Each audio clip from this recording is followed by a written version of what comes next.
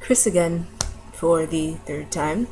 And this time I'm going to be reading a few pieces because I just realized, it's kind of tedious to record each and every one of my poems in a separate video, blah, blah, blah. So I'm going to do 4 this time. And the first one, it's not exactly sad, but it's, I don't know. Maybe when you listen to it, you'll figure it out. So, the first one is called Sleepover Lullaby, and it was inspired by my friend Melissa because for our first sleepover, we had, that kind of happy enjoyment at the beginning, and then when it started getting around 1 or 2 o'clock in the morning, you kind of mellow out a little bit. And so that was when we started getting into the heavier topics, and I had never been that deep with her before. And so I had to write a poem about it, and I thought I think it reflects how I feel about that moment with her. So here it is, Sleepover Lullaby. Whispers in the darkness, flashlights in the night, white teeth become beacons as we smile away the fright. Giggles break the silence, calm as a winter's eve, eyes closed and feet up, wiping tears away on my sleeve. Conversations darken, tears begin to flow, water drips from crusty eyes as time begins to slow. Light to heavy, our conversation is deep as we joke and cry and speak of serious days filled with broken lullabies.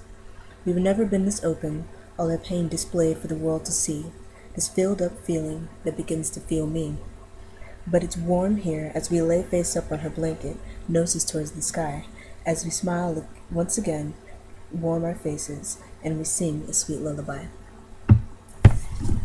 And so, for the next one, this one is an angry poem. I do a lot of angry or depressing poems, so this one is angry. It's called Temper. It bubbles up from the deepest recesses in me. My fingers twitch, then curl. They sneer and snap at her. The sound of their voices is nasal and high-pitched in my ears. Sometimes I can tolerate them, but other times I can't. They're so rude. I really cannot stand the mean words they growl under their breath.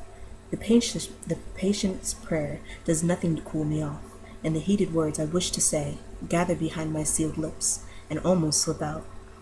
If only I could rip my tongue from its place behind my teeth and throw it to the floor.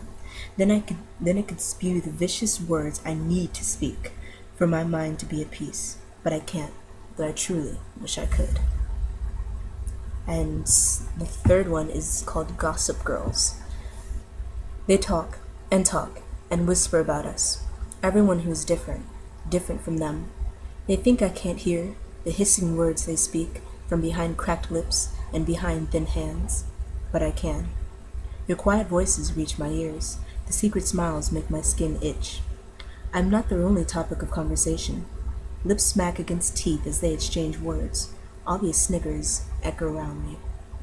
They believe they are subtle, but their gossip is the elephant in the room, bright pink and unmissable. The friends of mine that they criticize do not hear their pernicious words or see the deceptive smiles. I do not like hearing what they have to say, but when they target my friends, I must intervene. My words are sharp like a whip, driving the beast into the cage. Leave my friends alone, I cry. That is my biggest pet peeve. I do not like to hear them picking at my friends. It's inexplicable how easily I snap, but when I do, it's deadly.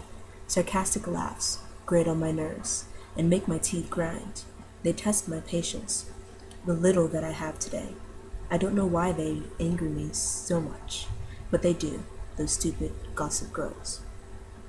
And the last one is Entitlement, and it may sound like a little weird until I explain what it was written for. I'm sorry, parents, but for all those kids, I'm sure you know what I'm talking about, how your parents are kind of have that high-handed, oh, you don't know what it's like, I've had a horrible day, and we kids, we have it pretty dang bad too. So this was one of those rare moments when I was angry at one of my parents because they spoke in that little high-handed manner, and I wrote this to kind of keep it quiet. They think they have the right to snarl and snap, but when we return the favor, we are the ones who have done wrong. They say they have had a long day, and are tired and impatient, but so are we. Long hours spent laboring away in classrooms, the modern battlefields of today. Sharp words that leave internal bruises, hard punches that leave me bleeding from the mouth. Both leave bruises of the worst kind. They say their day was hard, but our days have been equally difficult. Her words are scalding, and they bring her tears to my eyes. I refuse to let them spill over. I am trying to become stronger. That does not keep them from spilling over when I am alone. I wish to never make their mistakes. I hope to never snarl at the generation that seeds mine. Maybe I can stay ageless, where today was no different than yesterday or the day before. Stupid fairy tale dreams and wishes upon stars that will never stop their sense of entitlement. And that's the 4 for this video. Let me know what you think in the comments. I know entitlement wasn't one of my favorites, but maybe someone out there will like it. Okay, see y'all later.